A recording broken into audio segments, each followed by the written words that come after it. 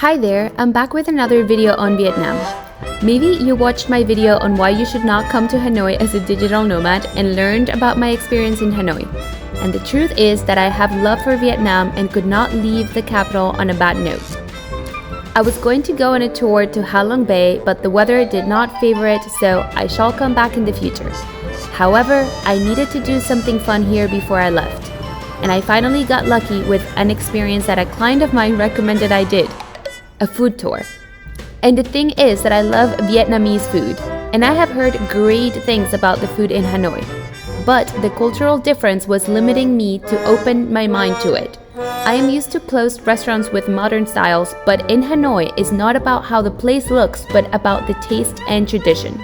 Before we start, let me tell you why street food is such a thing in Vietnam. You will notice that food stalls are usually full of locals, and the thing is that street food is made to be traditional. The person cooking for you is most likely a local and someone that has been working on this special dish for generations. They are responsible for providing an accurate taste of what the people of this town like, and they do it over and over again. They are proud of their food and they will continue to pass the recipes along to the next generation. Vietnam's version of fast food is super fresh and healthy. It's funny because after doing this tour, Nick and I were saying we were so full, but at least we were full from eating a bunch of herbs, noodles, and protein. This is so different from America, right? There are some foods that are fried, of course, but they're still freshly made in the moment for you. Cheap. Most street food ranges from $1 to $3 per dish, and the portions are enough to fill you up, so it's actually great. Unique. Vietnamese food is full of colors as they eat so many vegetables and greens. Everything they serve you fits beautifully in a picture. But besides that, it's just so amazing to eat something that looks pretty. Convenient. There is street food in every corner. The locals here like to have food accessible to them, because if there's one thing you need to know about the culture here is that they are hard workers, but they love good food. Sometimes they can't go home to make themselves these dishes. Sometimes they don't have the materials in their kitchen to prepare themselves their favorite treats. So street food makes getting a rice paper roll or a bowl of pho take 1 minute. That's why you will always find locals eating their street food. Finally, it's their normal. I'm not sure if you have noticed this yet, but a lot of things in Vietnam happen in the middle of the streets. They meet with friends on the streets to have drinks and play games. They have dates on the lake or in outdoor spaces. Kids play on the streets freely. Their coffee shops and restaurants are outdoors. You can even get a haircut on the street. So eating on the street is just part of their normal. Well, now you know why diving into street food culture is so important. Let's get into my food tour experience and give you all of the recommendations on what foods to try in Hanoi. After some searching, I found this top-rated food tour on Airbnb. The tour is hosted by this amazing young lady, Hanh. She has 6 years of experience providing tours in Vietnam, and she also hosts a super cute homestay in Cam Coc that looks beautiful. Maybe something you can add to your list as well. Hanh loves meeting people from all around the world. She projects such a kind and welcoming energy that makes you feel safe and comfortable instantly. She loves sharing interesting stories about the culture in Vietnam that are going to fascinate you. Now, let me tell you everything about the tour. You can join at 2 different times of the day. Either lunchtime from 10 a.m. to 1 p.m. or dinner time from 6 p.m. to 9 p.m. We chose dinner time, but make sure you plan accordingly because this starts at rush hour, so you want to make sure you leave your hotel in a timely manner.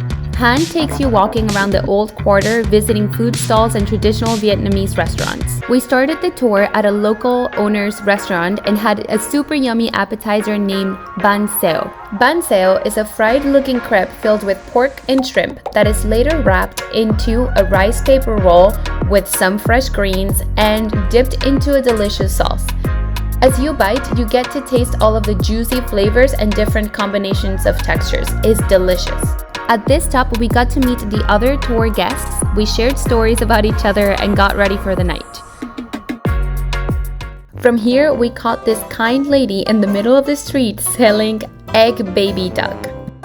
I'm not sure if I'm pronouncing this right, but this is also known as a balut egg, which is a fertilized bird egg, usually duck, that is incubated for a period of 14 to 21 days and then steamed. It's a high source of protein and many other essential nutrients, so you can get these benefits if you can stomach it. This is the herb, ginger. I can see the eyes now. Oh, really? The eyes? You can skip the eyes for me. Yeah. Okay. It's the egg yolk. Okay. I'll eat the yolk. Are you kidding me? The nutrients. Oh my god, you see? yeah. It's the eyes. And this is the feet. My It's a god. good egg. It's like not too, A lot of not too nutrients? young. Okay. Yeah, good one. Okay. Which part you want? Which part's the most delicious? Head? The head? It's the brain. You can be smarter. You're just messing with me. I'm a tourist.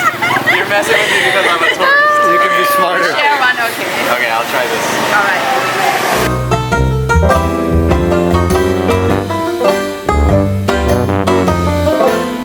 Chicken and egg. Like it tastes like boiled, like chicken. Very nice. And shout out to our fellow tour friend Justin for being brave enough to try it. Then we had the best seller and most amazing banh mi.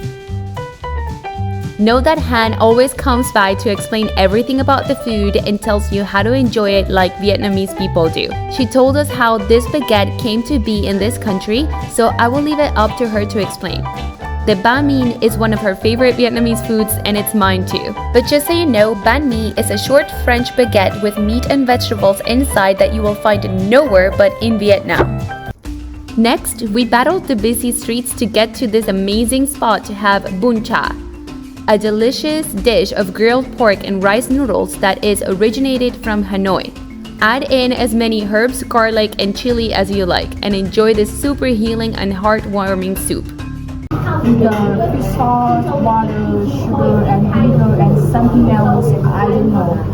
Secret sauce. Yeah. So now put the noodle in here, and it goes together with some vegetable and some lemon with I love it. garlic and chili. And you can use that for the sauce. You take this a lot of like what's the seed? Yeah, it's very like bitter with the seed. So you squeezing on here and you keep the seed on the spoon.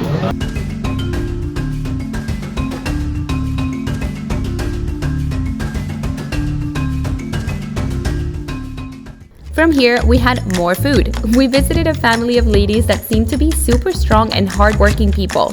They taught us how they make their rice papers and welcomed us with this interesting rice noodle rolls with pork, mushrooms, and shallots. The whole process is worth watching, so take a look.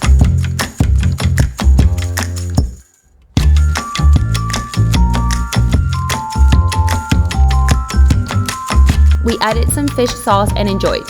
Hopefully I'm pronouncing this decently, but it's called bain kun. At this point we were super full, but we could not have enough of the Vietnamese food. We wanted to try it all.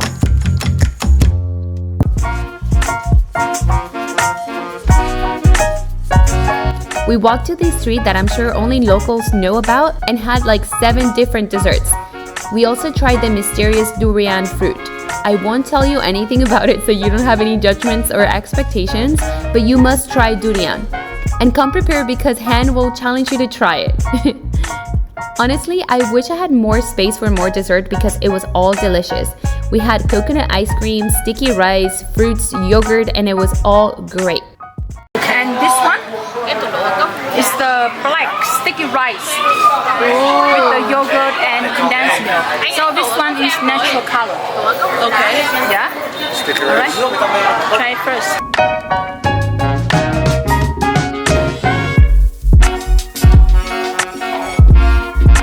We also sat in these super cute tiny chairs that are very typical of Vietnam, and which I love because my inner child comes out. We could not finish our night before getting to know who was the responsible person for the addicting egg coffee. So we went to his daughter's store to have some egg, cacao, and coffee. Hanh topped this experience with more stories about Vietnamese culture, including how they go about their funerals, weddings, and why this Vietnamese man chose to invent the egg coffee. Due to the French War, condensed milk was really hard to obtain. And here in Vietnam, people love their coffee with condensed milk. So this guy named Nguyen Van Giang noticed that they did not have milk, but they had a lot of chickens and eggs. So he whisked the egg until he got a creamy texture that everyone loved, and then the rest is history. We left Hanoi with a whole different perspective thanks to Han. She taught us so many things about their culture that makes so much sense now. Like stories about why Vietnamese people don't like cats in their houses, which we laughed about so hard. Or why they eat everything and anything on earth, including the man's best friend. Or the differences between the south and the north of Vietnam and how sometimes their accents and ways of speaking are so different that they don't understand each other. I am so grateful to have met new fellow travelers and share about our experiences. This store definitely is a must-do in Hanoi, and I don't even hope you enjoy it because I know you will enjoy it as much as me. Thanks for watching and see you in another video.